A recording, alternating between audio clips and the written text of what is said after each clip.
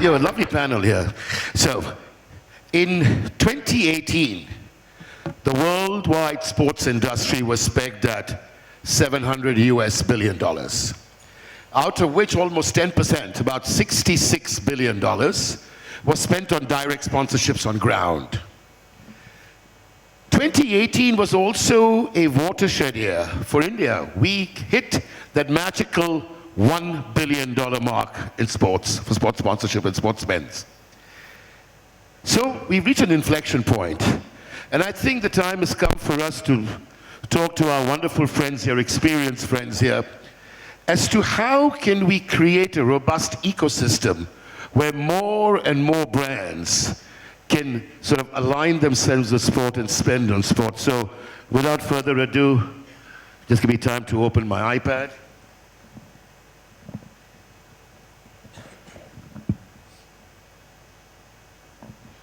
So Joan, I'll start with you. You know, you've been, before you were CEO, or even when you were CEO of Barcelona and all your other sporting ventures, you've been a salesman yourself.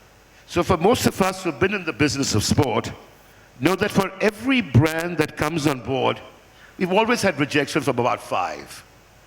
And sometimes they regret those decisions. So what, according to you, are the reasons brands hesitate to leverage opportunities in sport? May not be necessarily from a European or American point of view, more towards our part of the world, but still I'm sure you must have had experiences where initially there was hesitancy in partnering it. Okay. The problems, the obstacles, the doubts of the brands when you approach them to do sponsorship of sports events or of sports entities. Okay? I think there is one main obstacle first, that's a lot of time they doesn't understand the meaning of the sponsorship. Okay? It's not just, they have a very classical, a very traditional idea. That's the idea that if I sponsor this, tomorrow I will have a return of investment of I don't know how much, or I will have... Just by partnering, you get an investment of so much. Okay. Without doing, yeah, I understand. Okay, yeah, that's very traditional, and they don't understand that really the investment in sponsoring sports is a medium-term investment, it's not a short one, and it's an investment with a clear aim, and the aim is to create a new kind of connection with their customers. If they are able to understand that, that's very, very feasible for them to enter into sports sponsorship. If they look at the sports sponsorship like in the same way they look at an advertising campaign, they will be never investing in sports. I agree with you. But is that what you, even in Europe and America, very advanced markets, very progressive market when it comes to sports sponsors, do you find that even there, or is it much less? That was more some years ago, and is still now in some markets, but in the most mature markets for sponsorship, as I have shown the growth of sponsorship, now I think that companies really realize the benefits and the best system to be linked, to be part of the sports ecosystem. Got it. Tuhin, you just completed as the promoter of a wonderfully successful, something that we all learned from, of the Rupe new volleyball league, the pro volleyball league that you promoted. So what was very refreshing for me, and being in the business of sport for the last 30 years, I almost didn't know 60% of the sponsors you had, on whether it was franchise sponsors or umbrella sponsors. So, was getting new sponsors a strategic move, or just happened along the way?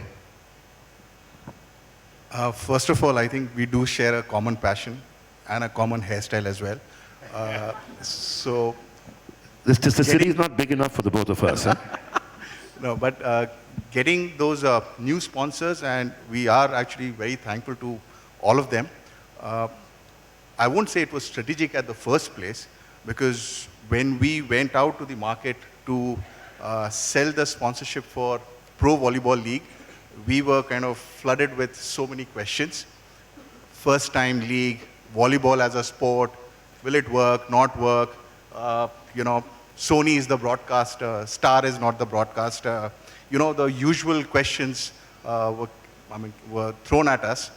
And as normally, Anil, being in the business, when you try and go for those regular sponsors who normally kind of invest in sports. And these were the questions actually which were coming from them. And then we realized one day that probably we need to think a little differently and also try and look at other sponsors.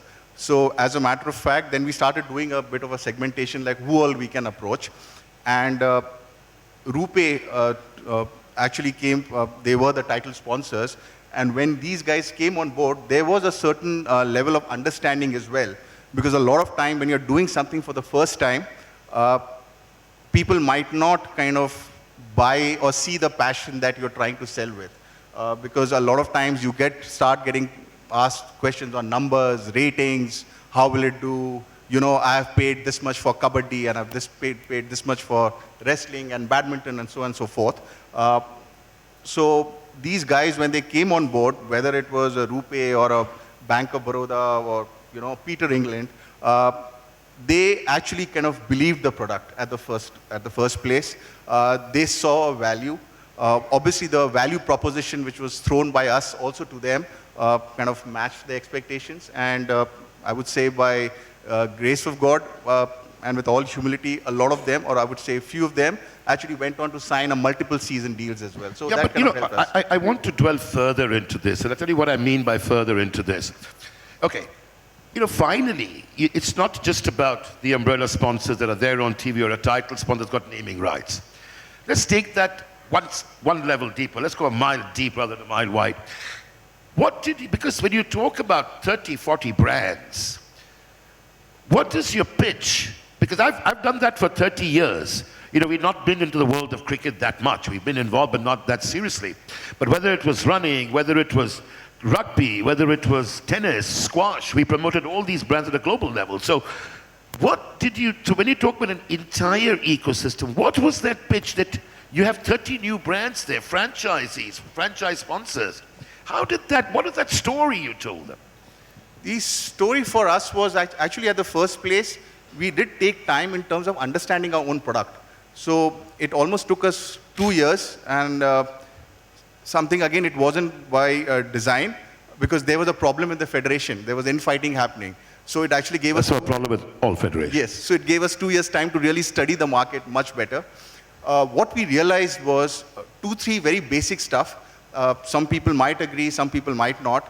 But what we realized that for any league to work, the most important thing is, and we strongly believed as a firm and a bunch of guys who work for Baseline, that it has to be a team sport.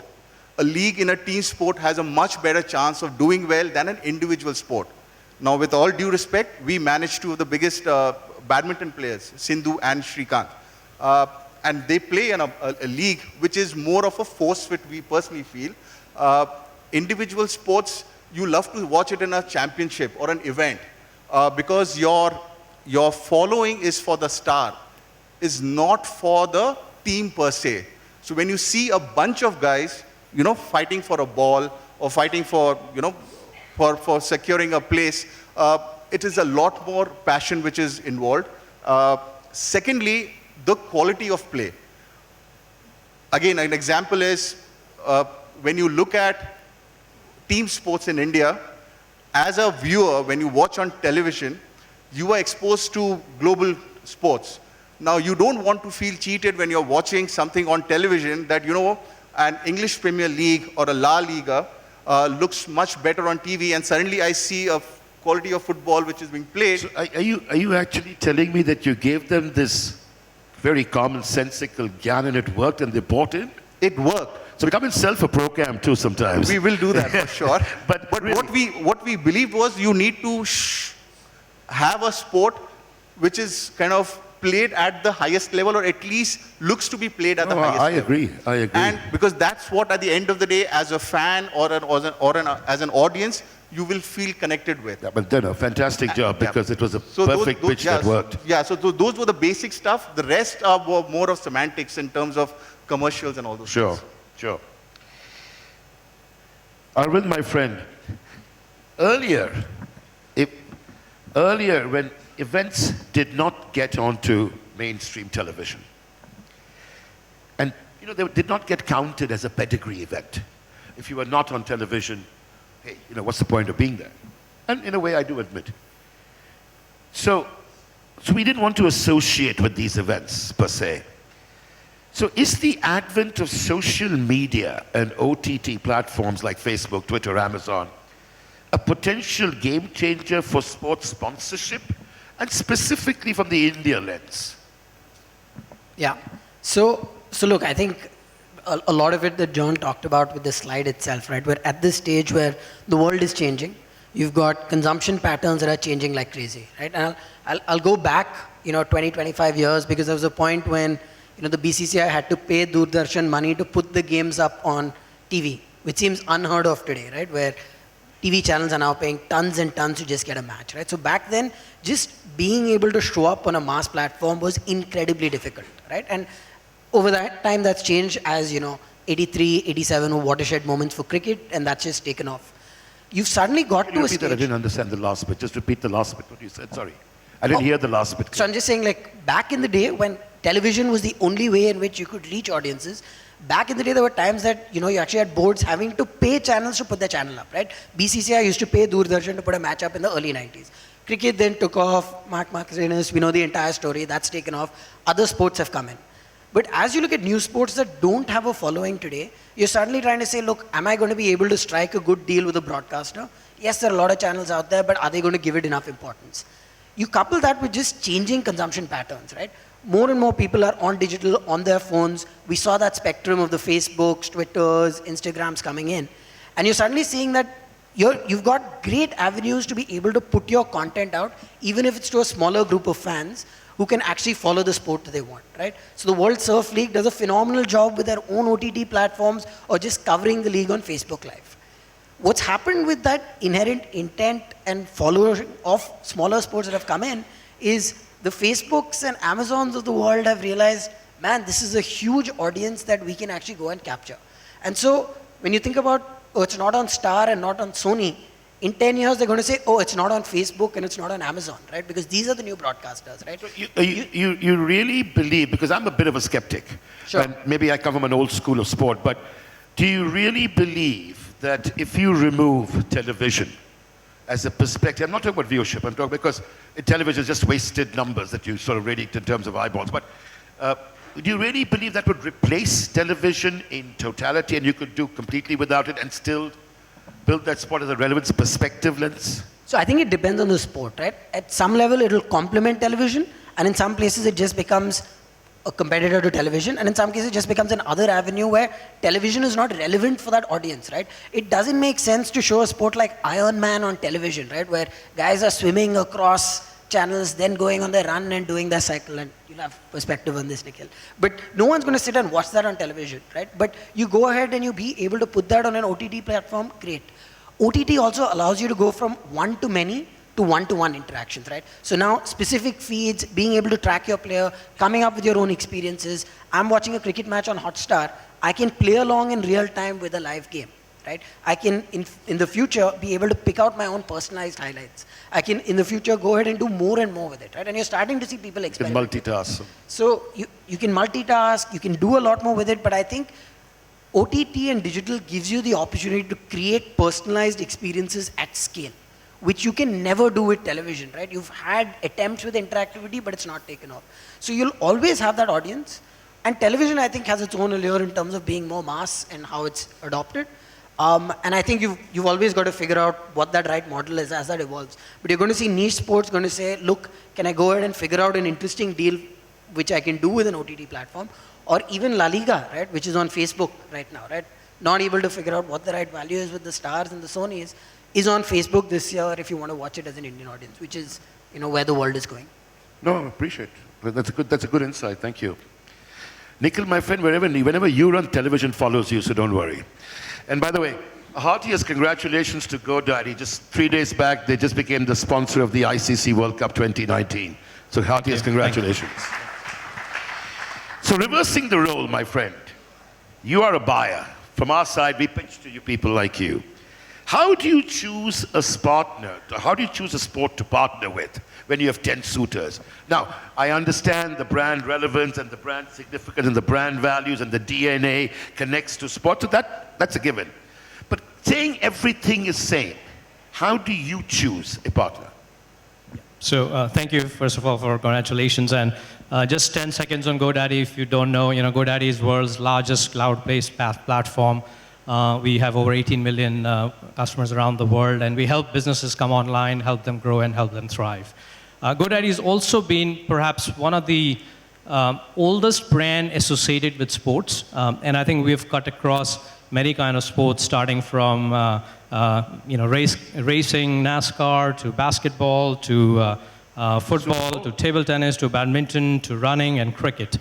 What we are learning from the consumers today, getting back to the basics, right?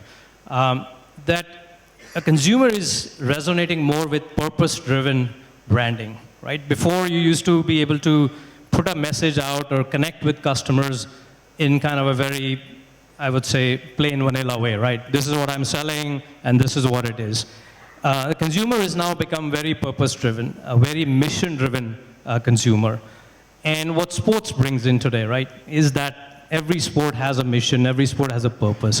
So if you think about values which any company has today, right, and values are consistently the same, right, teamwork, passion, perseverance, and so on, right, so sports gets that platform.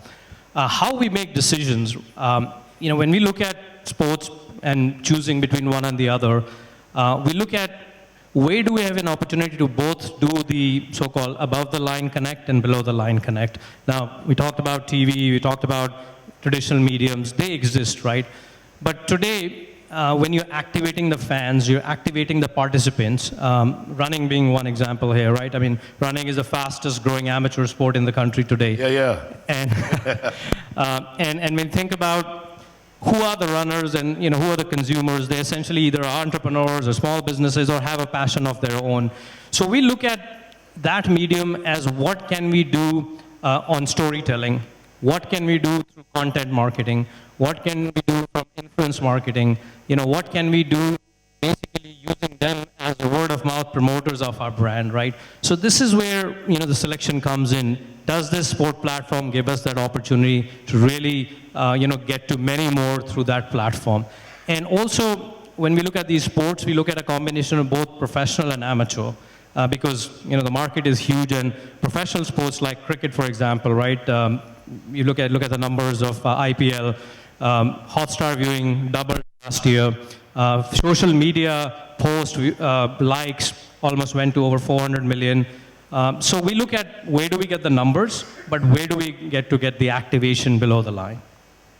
Yeah, and given that as a given, when you choose partners, I mean, is there any other quality, whether it's the promoters, whether it's the partners they have, is that also important for you as a brand?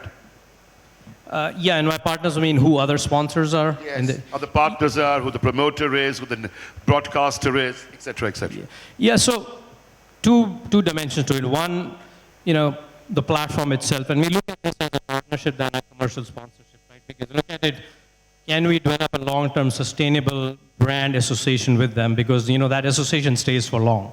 It's even if you're involved in 1 year, it's not 1 year. People remember you for that. So we look at that as a decision-making criteria that we're not doing business, we are in partnership because they are equally vested in our brand and we are equally vested in their brand. And in terms of which other sponsor there, clearly, we want to make sure that there is kind of both complementary, but also value system is the same, right? Because if sometimes some particular sport may have a totally different set of sponsors and our value system and our perhaps target market, it doesn't resonate, then we'll be a misfit. Thank you. Let's move to another topic altogether. Many brands, i.e. Rolex, Emirates, Red Bull, have built their brands on the back of sport. And I mean that literally. They've grown with sports associations of many kind and every kind. And these are brands that are smart enough to know that when they pay a sponsorship price, they pay an entrance price, they spend at least 2x, if not more, 3x, 4x sometimes, in activation, leveraging, and amplifying this association on every level. So even if that means focusing on a fewer properties, you know what I mean? And like I said earlier, going a mile deep rather than a mile wide. So otherwise you have just a logo on the backdrop. So let's take this as a thought process and move from that, Joe. Do you believe that without activation, and I know you've alluded to that earlier, but do you believe that without activation on multiple fronts, a brand can really unleash the true power of sponsorship? And what has been your personal experience with brands in Europe and other markets that you worked in? It has, as always, as in the other topics, it has changed, okay? In the past, certainly the idea was I put this money on this sponsorship and I go home. And I wait for the revenues and the profits and the return of investment to arrive. Nowadays, that has changed dramatically. And it's funny because I think that every time you are discussing a sponsorship deal, and I think that's something that we can probably share with our experience, you have to write a new kind of contract. Because every day, one potential sponsor asks you for something that has never happened before. Like having access to, I don't know, to the fans that has attended to the stadium in the last 3 months, because then I think that the activation is becoming more and more professional, number one. And second, is becoming basically based on the data, on the idea of associating your image to the club and getting access through the club channels to a very targeted group of people. Then I think that the problem is not how much money you have to spend in activation after signing a sponsorship contract. The real question is how much brain power you will be putting to really activate this. How much can you get that emotional connect with? Yeah, but you need really brain power in a very changing landscape. Got it. In your experience, Tuhin, are brands, these brands you just, I'm not just talking about the volleyball league, I'm talking about all your experience, recent experiences or professional. Are brands considering to leverage the sponsorship and thereby spend 2x or whatever x or 1x or whatever? And is that what you're getting the feel from your present day business professional tie-ups and professional contracts? Or is it just, do you, when you, what I'm trying to get at is, when you do a deal with the client, do you just take in this and leave it up to him to do the amplification and thereby leveraging, or? It actually kind of works in a different way with probably every client. Some clients who are, I would say, probably a little more evolved, they do give a lot of weightage, or they put a lot of weightage to activation, and which is brilliant. And are these, sorry to interrupt, but are these the new school of clients or the old school of clients, or is it both? Both, because there are some that you would expect that since they've been in the business of sports for a while, and they would be putting a lot more weights behind activation, and then we are kind of surprised that they don't do that much. Probably they are, a lot of times they are just happy with logos coming on television, or getting X number of promo tags on television and so on and so forth. But there are also clients who actually kind of have an activation team, or they get outsource the activation to another agency to do stuff around their association. And which is brilliant, because we've seen every time a client actually takes that extra effort in terms of building a kind of a connect with that association, it works a lot better than a vanilla, association. Yeah, and my experience, which I've been, when the moment the ticket price gets a bit stiff, they just sort of back out from amplification and spending that much more, because when you say, then they're putting in a big money, and then you say 2 times the spend, oh my God, it's a completely different thing for them. So, and I find, and the lower the ticket price, the more appetite. I mean, I know that's normal, but it should not be. In fact, it should be the other way around, frankly, if you really ask me. But that's how much my yes, and also just to add, Anil, again from experience, what we see is when we approach clients, and again, I don't know, it's a funny thing. Most of the deals get done at the last moment. And that's a lot of times irony of association as well, with a lot of events, because we also sell sponsorships for different leagues and for different sporting events as part of our business.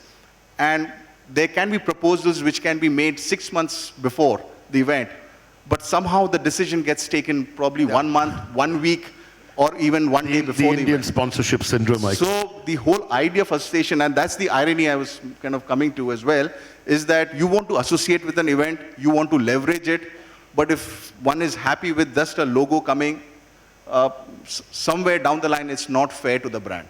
It's not fair. It's not fair to the brand. It's not fair to the sport. It's not fair to the promoter. And it's not fair to the actual value that you can sort of derive out of it. Absolutely. Arvind, I've had this experience many times, but just partnering a property or sponsorship.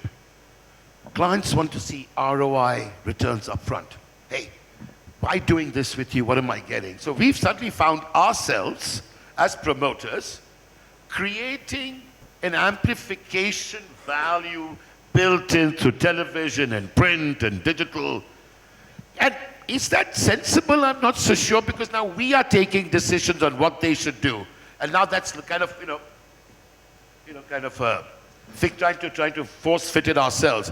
Just to think that's amplified. It may not necessarily be that way. So is it fair, the question to you is it fair for brands to accept an ROI right up front? Oh my God, we've got 5 minutes to go. Are you kidding? All right. Please. I'll keep it quick then. Right? Really quick. But I'll build on what Tuhin just said to answer your question, right? I think there needs to be some kind of quantification on what the ROI is, absolutely, right? And marketing in general has been plagued with what are the metrics you need to do to figure out what's the measure of success. I think the challenge is a lot of brands don't even know what they're measuring sometimes, and the sponsor ends up becoming a proxy for media, right? Which is why they don't end up activating it. And the measurement is so much to the extent of, oh, I got this much reach, I got these many eyeballs. I'll go ahead and say just kind of media reach and end over there. Versus the brands who are truly invested in it actually go ahead and spend saying, okay, this is my amount to get the sponsorship, but here's the amount on top of it, which may be 10 to 100% of the same amount to actually activate it, right? And I'll give 2 examples actually of things that we've seen that have worked really well, right? We built the official fantasy game for FIFA for the World Cup, right? So the fantasy game is built out and they get McDonald's as a sponsor. Now, we're talking about conversations a year in advance to say how can McDonald's integrate fantasy into their Happy Meal, integrate coupons into when people are coming into stores. And this is the Euros, right? So they've got different teams and country managers all over the world trying to figure out what does it mean for each market. Now, some of them are slower, some of them are quicker, and then you might end up implementing it just in 2 or 3 places. But you're actually taking the power of the sponsorship and say, it's not just I'm the official partner of FIFA for a fantasy game, or I don't just have my name on a fantasy gaming billboard or digital signage. I'm actually integrating it into an in-store experience, and someone can come in with a tab and pick their team, right? Or I can link it into a Happy Meal where if you win and you get a certain amount of points, I get a discount back over there. Or Castrol, right, when they were a cricket sponsor, and they did this for the ICC in 2011. We worked closely with them into building something out called the Castrol Index. So instead of just being a sponsor, they basically, their premise was, look, no one ever gets out of the car and says, man, that's a great engine oil, right? There's zero connect per se with the brand. So how do you build that association with cricket? And they wanted to talk about performance-driven starters, etc. So they created their own lexicon of what is metrics in cricket and what works for the new ODI game. And this was an index that in real time was telling you which team is doing better or not. and they went to town with it, right? They built their own digital property. They got, a Brett Lee and a Harsha Bhogle come in and talk about it. They were in the, in replay screens in the IPL, and not just with their logo, but with something that was thought-provoking to fans. And I think if you can do that, you build a deeper connect beyond just having a... So it's not fair to just get in. You don't expect to expect sponsorship. That's connected to the extra amplification. It's connected to the extra amplification. Yeah. And then the next part is, can you monetize? I hear you. Nikhil, my friend, I'm going to ask you two questions, which is actually my two questions. I'm going to ask you to put it into one. So the first question is, GoDaddy is a great story when it comes to NASCAR. And not only did you built the Danica Patrick brand, you leveraged it. But so I want you to take that and another one together. So the question is, you've just announced your partnership with the ICC World Cup 2019. How are you looking at leveraging this association with your core audience of tier 2 and tier 3 towns and of entrepreneurs? So if you don't mind, can you bring the whole bigger picture together, because in case of time is there. So like Danica, we also have MS Dhoni as a brand in India. And, I'm going back to storytelling and engaging with a target audience, which is tier 2, tier 3, and the next, what we call Bharat, right? For cricket, for example, their viewership is expected to be 700 million people who will be following the World Cup. So for us to look at a platform where we're able to reach out in one, single event, it turned out to be the most impactful one. How we want to activate and leverage is really bringing out more the stories and really the entrepreneur spirit of people like, for example, Danica. What we did was, yes, she was a race car driver, but she had a story. She had her business. She became an entrepreneur. And we talked about that, leveraging what she does in sports. Same thing with MS Dhoni, right? We'll be talking about in a couple of weeks his entrepreneurial venture. And how does GoDaddy play a role in helping him and launching this and building and so on? So I think the key for us has been taking these brands, taking the sport within which these brands reside, and have a connect to our audience, which is about entrepreneurship, which is about small business, because then it's authentic, it's real. And most likely we find that all the sports personality have an entrepreneurial zeal in them, right? They're playing sports now, but they'll do something, whether in the field of sports or something, and that connect is very powerful for us. Yeah, and is there any particular way you're leveraging it in these towns? Is there any particular ideation or a process that you're doing, or? Yeah, so without disclosing the strategy, but I would talk about, really making it really authentic, right? We don't want Danica to come and talk about cooking, because that's not what she does, right? Whereas, Alicia Curry, who's a new brand ambassador in the US, who's the wife of Stephen Curry, she's generally into cooking. So we are really connecting truly where authenticity is there. And even with MS Dhoni, the campaign, everything we launched was that, yeah, he comes from a smaller town, and people look up to him for his values, and that's where he fits in. And it's fascinating, because I exactly understand. And also the entire NASCAR story, of course, is actually brilliant. Are we done? Well, I'm sorry, we're not even done our side, but hey, that's what it is. So we have questions. We have questions. This is a question for Tuhin. It comes from Kiran Kumari from the Times of India. Question is, with basketball being one of the newest games, NBA is trying to target Indian audience. We see a lot of content from India on the NBA page. When do we see a basketball league coming to India, and what kind of clients would be interested in it? I think basketball, again, probably among the top sports in the world, great team sport. In India, if I'm not mistaken, there are already a lot of talks happening. IMG has been involved in that, and the Reliance guys. So I'm sure something, a league or something should happen soon. And I think they are trying to work out stuff. And NBA, again, is looking very closely at India. So I don't see why it should take more time to have a league. Okay. And they it have is, a basketball and league already, sport, actually. And as a sport, it's played all over the country. So, Joan, here's a question for you. You have football's best, and this question is from Vineet Kanodia from Safe Express. You have football's best success story in the form of La Masia. Masia, yeah. Would you be open to share the domain knowledge, coaching methodology, and coaches from La Masia with India? Do you see an opportunity here? Yes, yes, and yes. Then, basically, to make it very short, the main strength, or one of the main strengths of FC Barcelona that make the change that allow him to become a global brand was to resort on home ground players, on the academy players. That's what we call La Masia, okay? And yes, we have shared that, and we are trying to share that. I will be more than happy to share that in India. But be aware of one very, very important thing. That's to develop on a sport, specifically football, that's a team sport. You don't need only an academy. You don't need only training. You need basically competition. You need basically that the kids start to compete when they are very, very young, and they keep competing every week, every year. Then, in some attempts that has been made to use La Masia methodology and La Masia know-how in some countries where football is being developed, the results has been good, but not so brilliant, because what you need is not only an academy. What you need is a whole ecosystem of youth leagues to really develop football. And inside this ecosystem, I will be more than happy to bring this knowledge to India. While IPL, and this is from Shrenik Mehta, company name blank.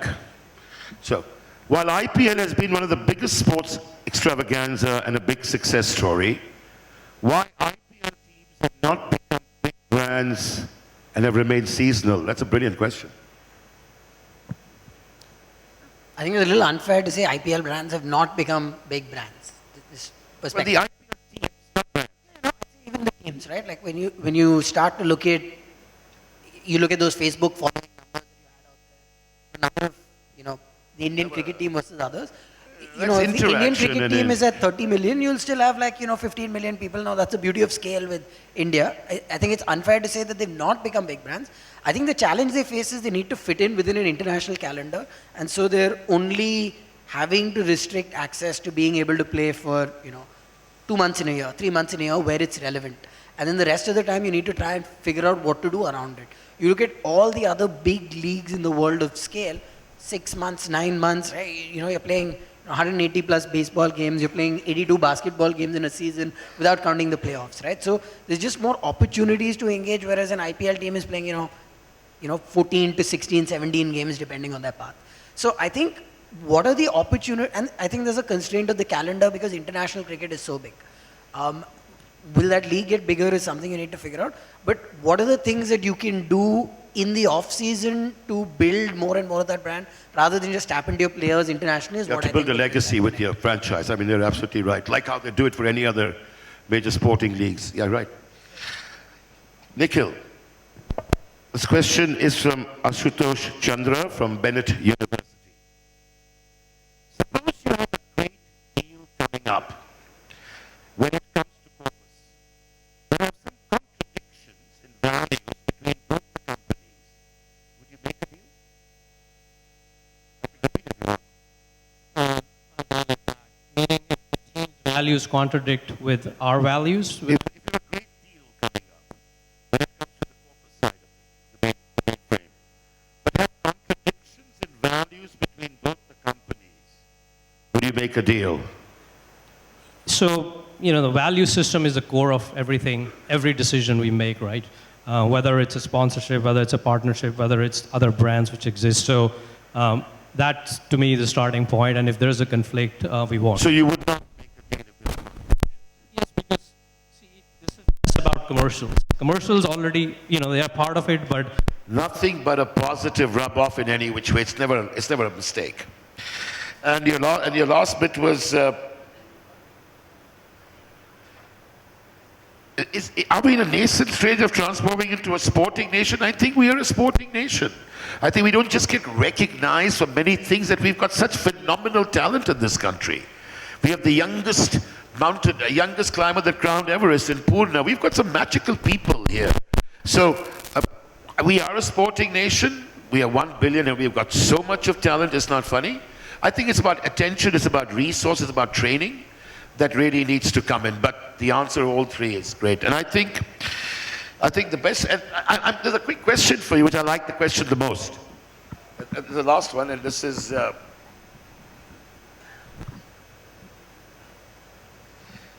you earlier said, and this is from Aizaz Nakuda from Star Television, a commercial brand needs, you said earlier, a commercial brand needs emotion, and an emotional brand needs income. Which brand would you rather be and why? My favorite question for the day.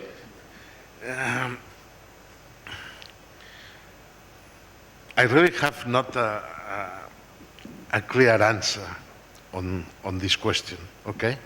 I think that when you have a kind of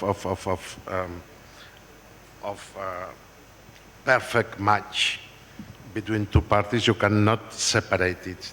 Then I cannot choose one brand. I think it's a whole ecosystem of working together, and I cannot say what's my favorite one.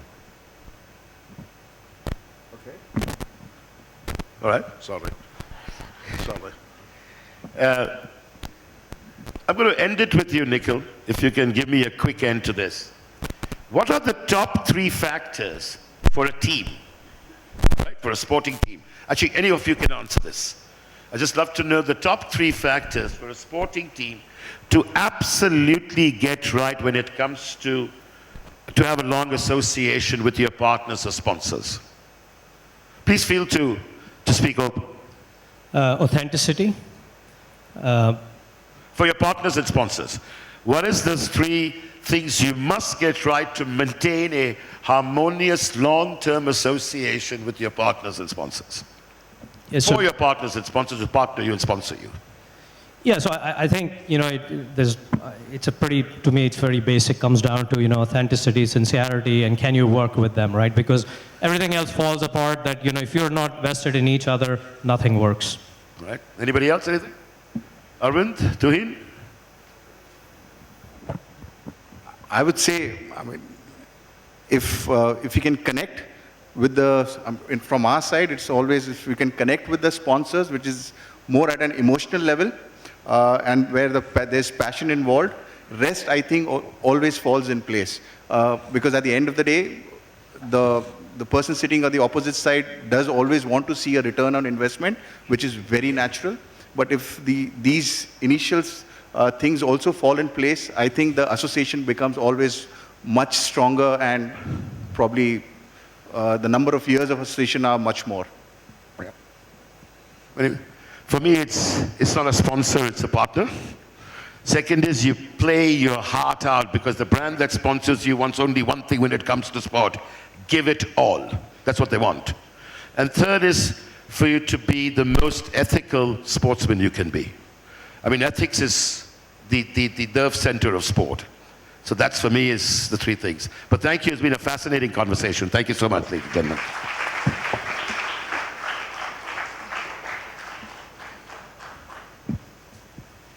Thank you, Anil. Thank you, panelists. So, Anil, the question about the brand that needs income and the brand that needs emotion is the best question. Yes.